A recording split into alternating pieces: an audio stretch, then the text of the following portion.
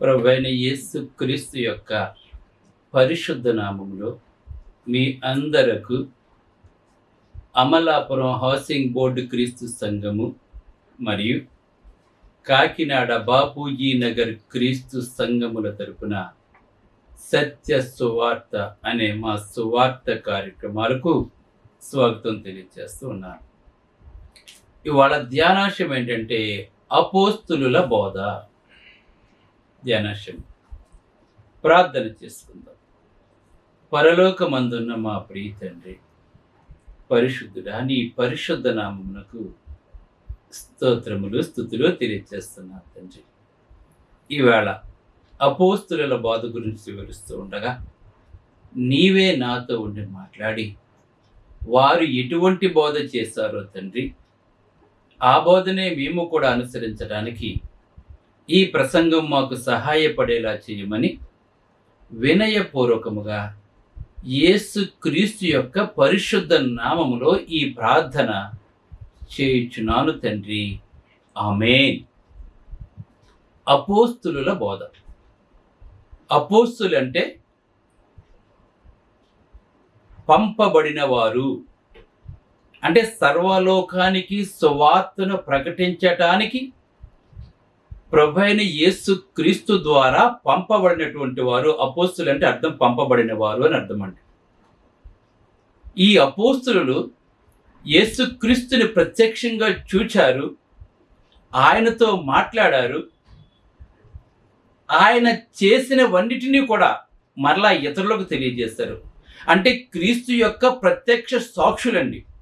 అంటే వాళ్ళ కళ్ళతో ఏమైతే చూశారో, ప్రభువైన యేసుతో చెప్పిన మాటలు వారి చెవులతో విన్నారు గనక ఆ కన్న వాటిని విన్న వాటిని వారు ఇవాళ మనకు తెలియజేస్తున్నారు. అది అపోస్తులుల బోధ. అంటే యేసు ప్రభు ఏం చేశారో అది అపోస్తులు మనకి వివరించారు దైవ గ్రంథం ద్వారా. అది నిజమైన బోధ.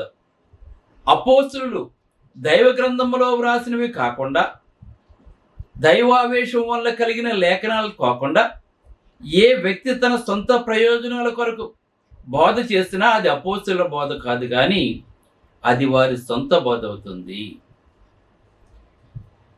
కనుక అపోస్తుల బోధ అంటే ఏమిటంటే, ఆ బోధనే మనం ఎందుకు వినాలి, ఆ బోధనే మనం ఎందుకు చెయ్యాలి అంటే దాని దైవ గ్రంథం మనకు తెలియజేస్తుంది. ఎఫెసీయులకు రాసిన పత్రిక 3వ అధ్యాయము 3 నుంచి 6 వచనాలు కనుక మనం ధ్యానించినట్లయితే అపోస్తుడైన పౌలు ఈ విధంగా మాట్లాడుతున్నాడు. ఎట్లనగా క్రీస్తు మర్మము దేవ దర్శనము వల్ల నాకు తెలియపరచబడినదను సంగతిని గూర్చి మునుపు సంక్షేపముగా రాస్తుని అని మాట్లాడుతున్నాడు. అంటే యేసుక్రీస్తు ప్రత్యక్షతను అతను మనకు తెలియజేస్తున్నాడు. యేసుక్రీస్తు ఏమైతే మాట్లాడాడో, ఏమైతే చేయమన్నాడో, అపోస్తులైన పౌలుకి ఏ మర్మమైతే దేవుడు తెలియచేశాడో ఆ మర్మాన్ని నేను మీకు తెలియచేశాను. ఆయన ప్రత్యక్షత గురించి ఇంతకు ముందు కూడా నేను మీకు తెలియచేశానని మాట్లాడుతూ, మీరు దాన్ని చదివిన ఎడల దానిని బట్టి ఆ క్రీస్తు మర్మమును గూర్చి నాకు కలిగిన జ్ఞానము అనుగ్రహించుకొనగలరు అని మాట్లాడుతున్నాడండి ఇక్కడ. అంటే ఆయన ఏమైతే చెప్పాడో నేను మీకు అదే చెప్పాను అని మాట్లాడుతూ, మీరు దానిని గనక నేను చెప్పిన దాన్ని గనక చదివిన ఎడల దానిని బట్టి ఆ క్రీస్తు మర్మము గూర్చి నాకు కలిగిన జ్ఞానమును గ్రహించుకొనగలరు. చూడండి, ఈ మర్మము చూడండి, ఒక మర్మం గురించి చెప్తున్నారు. ఈ మర్మం ఇప్పుడు ఆత్మ మూలముగా దేవుని పరిశుద్ధులకు అపోస్తులకును ప్రవక్తలకును బయలుపరచబడి ఉన్నట్లుగా.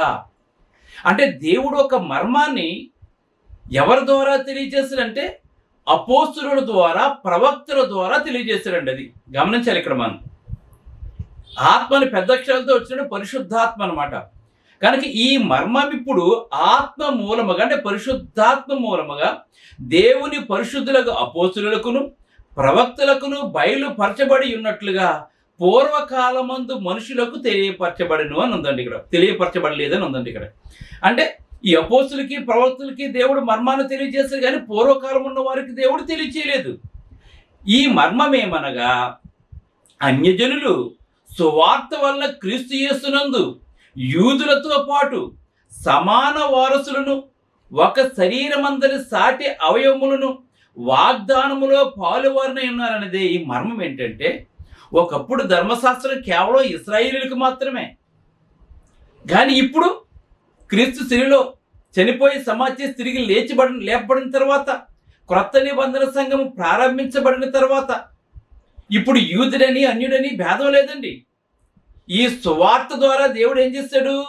అన్యజనుల సువార్త వలన క్రీస్తు యేసునందు యూదులతో పాటు సమాన వారసులు, ఒక శరీరమందరి సాటి అవయవములను వాగ్దానంలో పాలువారై ఉన్నారని చెప్పి ఇక్కడ మనకు తెలియజేస్తూ ఉన్నాడండి అపోస్తలుడైన పౌలు గారు. అంటే దేవుడు ఏమైతే పరిశుద్ధులకు తన ఆత్మ ద్వారా తెలియజేశాడో అవే గ్రంథంలో వ్రాయబడ్డాయి మనకి. ఆ ప్రకారంగానే వాళ్ళు ఏమైతే బోధించారో ఆ బోధనే మనం చేయాలండి. అందుకే అపోస్తుల కార్యం 2:42 అపోస్తుల బోధయందును సహవాసమందును రొట్టె విచ్చుటయందును ప్రార్థన యందును ఎడతెక్కను. మనం సువార్తకులు ఏ బోధ చేయాలంటే అపోస్తులు ఏ బోధ అయితే చేస్తారో ఆ బోధనే చేయాలి. అపోస్తులు ఏం ప్రకటించారో, దేవగ్రంథంలో పరిశుద్ధాత్మ ద్వారా ఏమైతే వ్రాయబడ్డాయో అవి మాత్రమే మనం బోధించాలి, అవి మాత్రమే మనం ప్రకటించాలి. మనం వేరే ఏమీ ప్రకటించకూడదండి. అందుకే గలతీయులకు రాసిన పత్రిక 1వ అధ్యాయం 6-8 వచనాలు చూసినట్లయితే ఏమనుంటుందంటే, ఇక్కడ ఈ పౌలు గారే మాట్లాడుతున్నాడు. క్రీస్తు కృపను బట్టి మిమ్మును పిలిచిన వానిని విడిచి, చూసారు, గమనించండి, ఇక్కడ ఎవరు పిలుచుకున్నారు మనల్ని? ప్రయాసపడి భారం వచ్చిన సమస్త జనులారా నా యొద్దకు రండి ఎవరు పిలుచుకున్నారు? యేసుక్రీస్తు పిలుచుకున్నాడు మనల్ని. కానీ ఇప్పుడు ఏం చేస్తున్నారు? చాలా మంది ఏం చేస్తున్నారు? మిమ్మును పిలిచిన వానిని విడిచి, ఇప్పుడు అపోస్తలులు ఆ బోధ చేశారు, పౌలు ఆ బోధ చేశాడు, లోకా ఆ బోధ చేశాడు, గమనించండి, స్టెఫన్ ఆ బోధ చేశాడు. కానీ ఇప్పుడు మీరేం చేస్తున్నారు? మీరు ఆ బోధని విడిచి భిన్నమైన సువార్త తొట్టుకు మీరెంత త్వరగా తిరిగిపోవడం చూడగా నాకు ఆశ్చర్యం అవుతుందని చెప్తున్నాడండి. అంటే ఇక్కడ గమనించవలసిన విషయం ఏంటంటే, ఈ వచనంలోకి వెళ్ళే ముందుగా మన యోహాను సువార్త కనుక మనం వెళ్ళినట్లయితే, యోహాను సువార్తలో మనకి ఏమని వ్రాయబడిందంటే, యోహాను సువార్త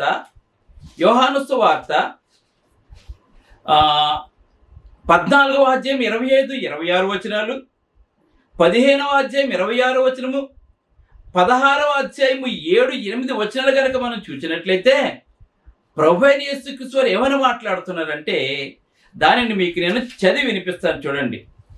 యోహాను సువార్త 14:25 మాట్లాడతాడు. నేను మీ యొద్ద ఉండగానే ఈ మాటలు మీతో చెప్తాను. యేసు ప్రభు వారు శరీరధారిగా ఉన్నప్పుడు ఆయన ఈ మాటలు చెప్పాడు. ఏంటంటే, ఆదరణకర్త అనగా తండ్రి నామమున పంపబో పరిశుద్ధాత్మ సమస్తమును మీకు బోధించి నేను మీతో చెప్పిన సంగతులన్నిటినీ మీకు జ్ఞాపకము చేయను. ఇక్కడ గమనించండి, యేసు ప్రభు వారు ఈ లోకంలో ఉండగా అపోస్తులతో ఏమని చెప్పాడంటే, నేను వెళ్ళిన తర్వాత ఒక ఆదరణకర్తను నేను మీకు పంపిస్తాను, అంటే పరిశుద్ధాత్మను మీకు పంపిస్తాను. ఆ పరిశుద్ధాత్ముడు ఏం చేస్తాడంటే, చూడండి, సమస్తమును మీకు తండ్రి నామమున సమస్తమును మీకు బోధించును, నేను మీతో ఏ సంగతులు అయితే చెప్పానో సంగతులు మీకు జ్ఞాపకం చేస్తానని చెప్తున్నాడు. ఎందుకు పరిశుద్ధాత్మను దేవుడు పంపించవలసి వచ్చింది వీళ్ళ సువార్తను ప్రకటించడానికి? మనం మానవులు గనక మర్చిపోతాం గనక, లేదంటే మన సొంత విషయాలు మనం బోధిస్తాం గనక, ఆ సొంత విషయాలు అపోస్తులను బోధించకుండా ఉండటానికి దేవుడు దైవత్వంలో ఒకరైనటువంటి పరిశుద్ధాత్మను వీరి మీదకి పంపించినప్పుడు వీళ్ళు ఏం చేస్తారండి? పరిశుద్ధాత్ముడు ప్రభువైన యేసుక్రీస్తు వారు ఏమైతే బోధించారో, ఏమైతే ప్రజలకు బోధించాలో, ఏది నిజమైన రక్షణ సువార్తో దానిని పరిశుద్ధాత్ముడు అపోస్తులకు తెలియజేస్తే అపోస్తులు దానిని ప్రకటించారు. దాన్ని మీరు ప్రకటించాలని చెప్పి ఇక్కడ మాట్లాడుతూ ఉన్నాడు. గమనించండి, ఇక్కడ సువార్త అంటే దీనికి ఎంతో గొప్ప ప్రణాళిక ఉందో అర్థం చేసుకోండి. ఏది పడుతుంది మాట్లాడేయటం కాదండి. యేసుప్రభు చెప్పిన వాడిని వీళ్ళ మర్చిపోతారేమని చెప్పి, లేదంటే తప్పు బోధిస్తే మళ్ళీ తప్పు మార్గంలో ప్రజలందరూ వెళ్ళిపోతారని చెప్పేసి పరిశుద్ధాత్మన ఆదరణకర్తను నేను మీకు పంపిస్తాను, ఆయన ఏం చేస్తాను, నేను మీకు ఏమైతే బోధించానో అవి మీకు తెలియజేస్తానని మాట్లాడుతూ 26వ వచనం, తండ్రి యొద్ద నుండి మీ యొద్దకు నేను పంపబో ఆదరణకర్త అనగా తండ్రి యొద్ద నుండి బయలుదేరి సత్యస్వరూపైన ఆత్మ వచ్చి, అంటే పరిశుద్ధాత్మ వచ్చినప్పుడు ఆయన నన్ను గూర్చి మీకు సాక్ష్యం ఇస్తాడని చెప్పి మాట్లాడుతున్నాడు. ఇంకా 16:8 చూసినట్లయితే ఆయన వచ్చి పాపమును గూర్చి, నీతిని గూర్చి, తీర్పును గూర్చి లోకమును ఒప్పుకొనజేయును అని మాట్లాడుతున్నాడు. ఈయన వచ్చి ఏం చేస్తాడు? పాపం అంటే ఏంటో, అంతేకాకుండా నీతిని గూర్చి అంటే క్రీస్తుని గూర్చి, అలాగే తీర్పు ఎంత భయంకరంగా ఉంటుంది ఇవన్నీ మీకు తెలియజేస్తారని చెప్పినప్పుడు, పెంతెకొస్తేనే పండుగ రోజున పరిశుద్ధాత్మ వీరి మీదకి వచ్చినప్పుడు ఏం చేశారంటే, వాళ్ళు పెంతెకొస్తేనే పండుగ రోజున పరిశుద్ధాత్మ వచ్చినప్పుడు వాళ్ళు ఏం చేశారంటే వాళ్ళు ఇదే చేశారండి. వాళ్ళ పరిశుద్ధాత్ముడు ఏమైతే జ్ఞాపకం చేస్తాడో, ఏమైతే ప్రకటించమన్నాడో, యేసుప్రభు ఏం చెప్పమన్నారో, యేసుప్రభు ఏమైతే చేస్తాడో అవి అపోస్తులు ప్రకటించి, ఇది అపోస్తుల బోధ అంటే తండ్రి చెప్పింది నేను నెరవేర్చానని చెప్పి యేసుప్రభు మాట్లాడుతున్నాడు. ఆ తండ్రి చిత్తాన్ని నెరవేర్చడానికే యేసుప్రభు ఈ లోకంలోకి వచ్చానని చెప్పుకున్నాడు. యేసుప్రభు ఏమైతే చెప్పాడో అది పరిశుద్ధాత్మ అపోస్తులకు తెలియజేస్తే, అపోస్తులు బోధిస్తే, అపోస్తులు ఏమైతే బోధించారో ఆ దైవ గ్రంథంలో రాయబడి ఉన్నాయి. చూడండి, తండ్రి, కుమారుడు, పరిశుద్ధాత్మ, అపోస్తులు, బైబిల్ 5. చూడండి, ఇంతే. ఇది అపోస్తుల బోధ అంటేనండి. ఈ బోధన మనం వినాలి. మనం ఈ బోధన వింటేనే మనకు రక్షణ. అందుకే తిమోతికి రాసిన 2వ పత్రిక 3:16-17 చూసినట్లయితే, దైవావేశం వల్ల కలిగిన ప్రతి లేఖనము, ఈ లేఖనం ఎలా వచ్చింది మనకి? దైవావేశం వల్ల అపోస్తులు బోధించారు, యేసుప్రభు బోధించాడు, యేసుప్రభు బోధించింది పరిశుద్ధాత్మ జ్ఞాపకం చేస్తే, ఇంకా అపోస్తులు ఏమైతే చేయాలో ఆ పరిశుద్ధాత్ముడు వాళ్ళకి తెలియచేస్తే దానిని ప్రకటించారు. కనుక దైవావేశం వల్ల కలిగిన లేఖనం అండి ఇది. కొత్త నిబంధన, పాత నిబంధన కానీ దైవావేశం వల్ల కలిగిన లేఖనమును బోధించుటకును, తప్పుదించుటకును, సరిచేయుటకును మీరు జాగ్రత్త పడమని చెప్తున్నాండి ఇక్కడ. కనుక దైవావేశం వల్ల కలిగిన లేఖనాలనే మనం బోధించాలి, కానీ వేరే ఆత్మ లేఖనాలు మనం బోధించకూడదు. అందుకే ఇది ఎవరు బోధిస్తారు అంటే, ఎవరు బోధిస్తారంటే కొరింథీయులకు రాసిన మొదటి పత్రిక 2వ అధ్యాయం 13వ వచనం కనుక మనం చూసినట్లయితే ఇక్కడ మనకి వ్రాయబడి ఉందండి. చూడండి, మనుష్య జ్ఞానము నేర్పు మాటలతో గాక. వినండి, ఇక్కడ ఈవేళ చాలామంది మనుష్య జ్ఞానముతో, నేర్పు మాటలతో ఈవేళ ప్రజలను ఆకట్టుకుంటున్నారండి. ఈవేళ వాళ్ళు దైవలేఖనాలు చెప్పరండి, వాళ్ళ కథలు చెబుతూ ఉంటారండి. వాళ్ళు ఫస్ట్ ఒక కథతో మొదలు పెడతారండి. వాళ్ళు మనుషుల్ని అట్రాక్ట్, అంటే మనుషులే అంటే ఏం చేస్తారు, కల్పనా కథలు చెప్తూ ఉంటారు ప్రజలకి, వాళ్ళని అట్రాక్ట్ చేస్తూ ఉంటారండి. కనుక దైవావేశం వల్ల కలిగిన లేఖనం అలా ఉండదండి, ఓన్లీ వాక్యం మాత్రమే ఉంటుందండి. వీళ్ళు ఎక్కడా కూడా కథలు చెప్పలేదండి, అపోస్తులు ఎక్కడా కూడాను, పరిశుద్ధాత్ముడు ఎక్కడ కథలు చెప్పలేదండి ఎక్కడా కూడా మనకి. అందుకే చూడండి, ఇక్కడ మాట్లాడుతున్నాడు, ఏమని మనుష్య జ్ఞానమును నేర్పు మాటలతో కాక ఆత్మ, అంటే పరిశుద్ధాత్మ సంబంధమైన సంగతులను మళ్ళా ఆత్మ సంబంధమైన సంగతులతో సరిచూచుచు ఆత్మ నేర్పు మాటలతో వీటిని గురించి మేము బోధించాం. ఇక్కడ 3 సార్లు ఆత్మ రాయబడిందండి పెద్ద అక్షరాలతో. అంటే పరిశుద్ధాత్ముడు మమ్మల్ని ఏమైతే బోధించమన్నాడో, ఏం చేయమని చెప్పాడో అదే మేము చేసాం అని మాట్లాడుతూ, ప్రకృతి సంబంధమైన మనుషుడు దేవుని ఆత్మ విషయాలను అంగీకరింపడు. నువ్వు ప్రకృతి సంబంధమైన మనుషులను కొన్ని సత్యాన్ని గ్రహించు. నువ్వు ఎవడో ఒక సిద్ధాంతం, ఇప్పుడు చూడు కేథలిక్ ఉంది, అది మనుషులు రాస్తారండి, అది వాళ్ళు విగ్రహారాధన చేస్తారండి, వాళ్ళు దానికి ఫాలో అయిపోతున్నారండి వాళ్ళు, ప్రపంచం అంతా కూడాను. అంటే ఒక్కొక్క సంఘములో ఒక్కొక్క మనిషి ఒక్కొక్క తీర్మానం చేస్తే ఈవేళ ఆ ప్రకారంగా వెళ్ళిపోతానండి ఈవేళ అందరూ కూడా. అది అపోస్తుల బోధ కాదండి, అది దేవుడు అలా చేయమని చెప్పలేదండి. ఈవేళ యేసుక్రీస్తు యొక్క సువార్తకు కలిపి చెరిపేస్తున్నారు ఈవేళ. యేసుక్రీస్తు యొక్క, అందుకే గలతీ పత్రికలో మాట్లాడుతుందాక మనం చదువుకున్నాం. మనం 1వ అధ్యాయం 6 చూసినట్లయితే, క్రీస్తు కృపను బట్టి మిమ్ముని పిలిచిన వానిని విడిచి భిన్నమైన సువార్త తట్టుకు, భిన్నమైన సువార్త ప్రకటింపబడుతుంది ఇప్పుడు ఇంకా మనకి. దాన్నే నిజమని చెప్పనుకుంటున్నారు ఈవేళ మీరు. వాడు సాతాను దేవుని ముసుగులో అనేక మందిని మోసం చేస్తున్నాడు ఈవేళ.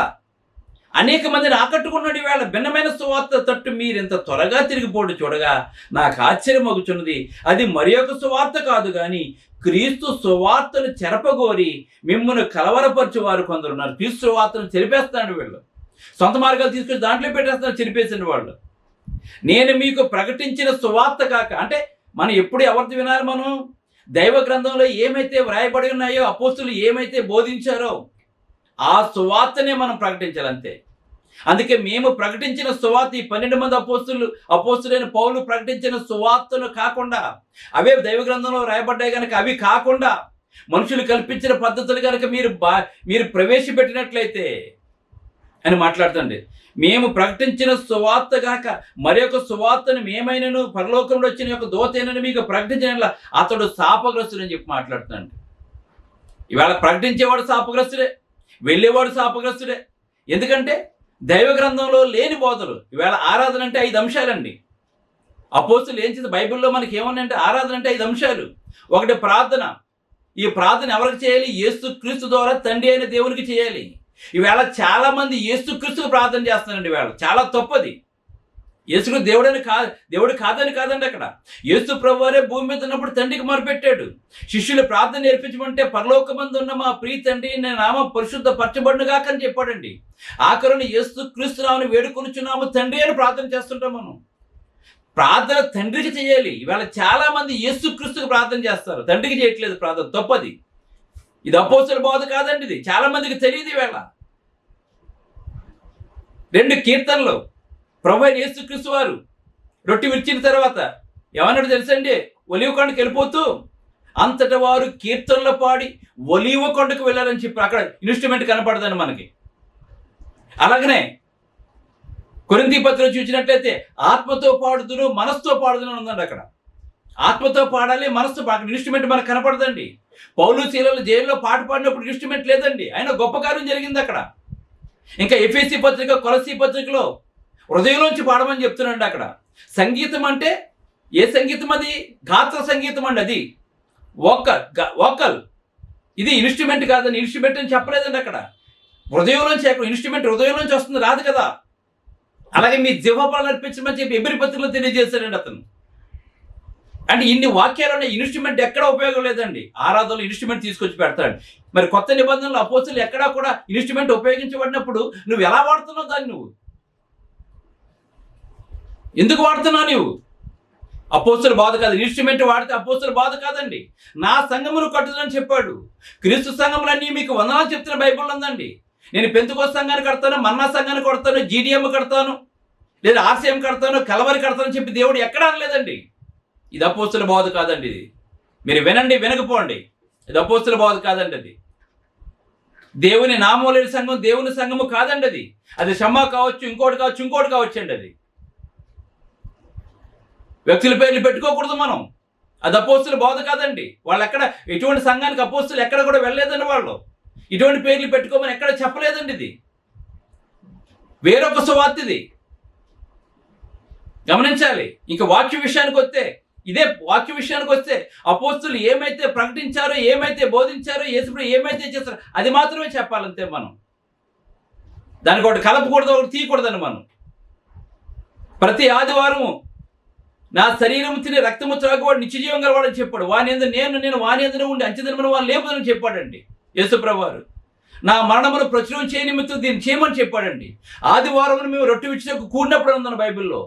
ఏ వారం? మొదటి వారం, రెండో వారం, నెలకొకసారి బైబిల్లో లేదండి. ఆదివారం అంటే ప్రతి ఆదివారం దాని అర్థం ఉంటుంది అక్కడ. లేదంటే మొదటి ఆదివారం మేము రొట్టె విడిచిన కూడినప్పుడు, రెండవ ఆదివారం మేము రొట్టె విడిచిన కూడినాడు దైవ పరిశుద్ధాత్ముడు తెలియజేస్తాడు. అందుకే ఎడతెక్క రొట్టె విడిచిందని ఉందండి అపోస్తలుల 2:42. ప్రతి ఆదివారం రొట్టె విరవాలి, ఆయన శిలువను జ్ఞాపకం చేసుకోవాలి. లిండి దినాల్లో కాదు మనం జ్ఞాపకం చేసుకోవచ్చు, గుడ్ ఫ్రైడే రోజున కాదు జ్ఞాపకం చేసుకోవాలి. ఇది అపోస్తలుల బోధ కాదండి. ఇది అలాగే కానుకలు. దేవుడు నీ జీవితంలో చేసిన వాటిని బట్టి వర్ధిల్లిన కొలది నువ్వు కానుకలు ఇమ్మని చెప్పాడు దేవుడు. వర్ధిల్లిన కొలదివి. దేవుడు నీకు 1,00,000 ఇస్తే అప్పుడు దాని వర్ధిల్లిన కొలదివి. 2 లక్షలు ఇస్తే అప్పుడు మార్చు వర్ధిల్లిన కొలది ఇమ్మని చెప్పాడు దేవుడు. ఈ 5 ఆరాధన అంటే ప్రార్థన, కీర్తన, వాక్యము, రొట్టె విడిచిన, కానుకలు, ఇంతే 5 యజ్ఞాలే. దీనికి ఏది కలపకూడదండి. సాక్ష్యాలు పెడతారు, మ్యూజిక్లు పెడతారు, స్త్రీ మాట్లాడుతుంటే స్త్రీలు మాట్లాడుతుంటారు.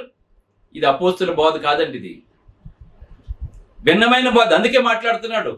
యోహాన్ రాసిన 2వ పత్రికలో మాట్లాడుతున్నాడు. ఏమని మాట్లాడుతుంటే 2వ పత్రిక 9 చూసినట్లయితే, క్రీస్తు బోధయందు నిలిచి ఉండక దాని విడిచి ముందుకు సాగు ప్రతివాడు దేవుని అంగీకరింపనివాడు. మేము కూడా క్రీస్తుని ప్రకటిస్తున్నాం కదా అని మాట్లాడతారు. మీరు క్రీస్తుని ప్రకటిస్తుంటే స్త్రీలు ఎందుకు మాట్లాడుతున్నారు? స్త్రీ సంఘంలో మాట్లాడకూడదు, మౌనంగా ఉండాలి. స్త్రీ సంఘంలో మాట్లాడితే అవమానం అని చెప్పాడు. ఎందుకు మాట్లాడుతున్నారు? వాళ్ళకి ఎందుకు ఇస్తున్నారు? అపోస్తులు ఎక్కడైనా సంఘాలు ఇచ్చిన సందర్భాలు కనబడుతున్నాయా? ఇన్స్ట్రుమెంట్ పెట్టిన సందర్భాలు కనబడుతున్నాయా? క్రీస్తు నామాలు అక్కడ వేరే నామాలు మీరు ఎందుకు కూడుకుంటున్నారు? మీరు ఈ సాక్ష్యాలేంటి మధ్యలోను? దేవుడు ఉపవాసం అన్నది నిష్టానుసారంగా ఉండాలి. నిర్బంధ ఉపవాస కుడుకులు పెట్టమని చెప్పి దేవుడు ఎక్కడ చెప్పలేదు. ఇవన్నీ ఎందుకు ప్రవేశపెడతారు మీరు? పైగా మేము కూడా క్రీస్తు బోధ అని చెప్పారు కూడా. మీరు క్రీస్తు బోధ కాదని, మీది కలిపి చేపట్టే బోధ. మీరు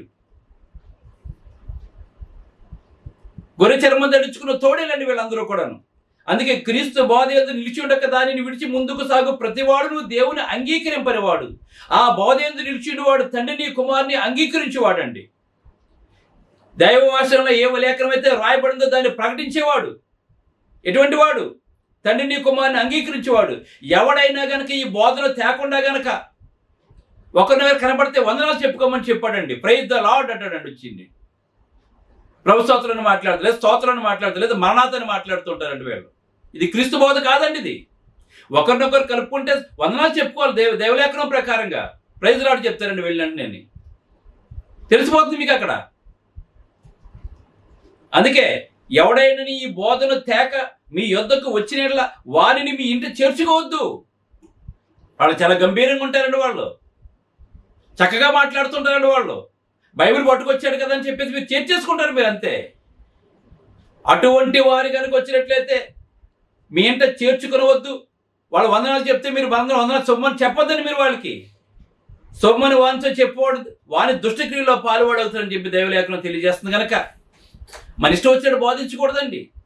ఇలా కనుక చేసినట్లయితే ప్రభు అని పిలిచి ప్రతివాడు పరలోక రాజ్యంలోకి వెళ్ళడు. నా తండ్రి చిత్త ప్రకారం చేయవాడే పరలోక రాజ్యం వెళ్తాడు దేవుడు తెలియజేస్తుంది. కనుక అపోస్తుల బోధ మాత్రమే మనం ప్రకటించాలి. అపోస్తుల బోధ మాత్రమే మనం వినాలి. అలా ఏదైతే అది క్రీస్తు సంఘాలు మాత్రమే ప్రకటిస్తుంటాయి. కనుక మీరు క్రీస్తు సంఘ సభ్యులుగా ఉండండి. మీరు ఇతర ఏ సంఘంలో ఉన్నా కూడా మీరు నిత్య జీవానికి వారసులుగా ఉండలేరు. అది భిన్నమైన సువార్త, వేరొక సువార్త అండి. కలిపి చెరిపడి సువార్త. కనుక మీరు దయచేసి మీకు నిత్య జీవం కావాలంటే దేవుడు స్థాపించిన సంఘంలో నుండి బైబిల్లో ఒకే ఒక సంఘం ఉంది, అది క్రీస్తు సంఘం. గుర్తుపెట్టుకోండి. ప్రార్థన చేసుకుందాం. పరిశుద్ధుడైన తండ్రి, పరలోకమందున్న దేవా, నీ పరిశుద్ధ నామమునకు స్తోత్రాలు తెలియజేస్తున్నావు తండ్రి. ఎంతవరకు కాచి కాపాడావు ప్రభా, నీకు వందనాలు తండ్రి. మిగిలిన దినమంతా కాపాడుతండి. ఈ సత్యం అనేక మంది తెలుసుకున్నారు. విన్నవాడు రక్షించబడతాడు తండ్రి.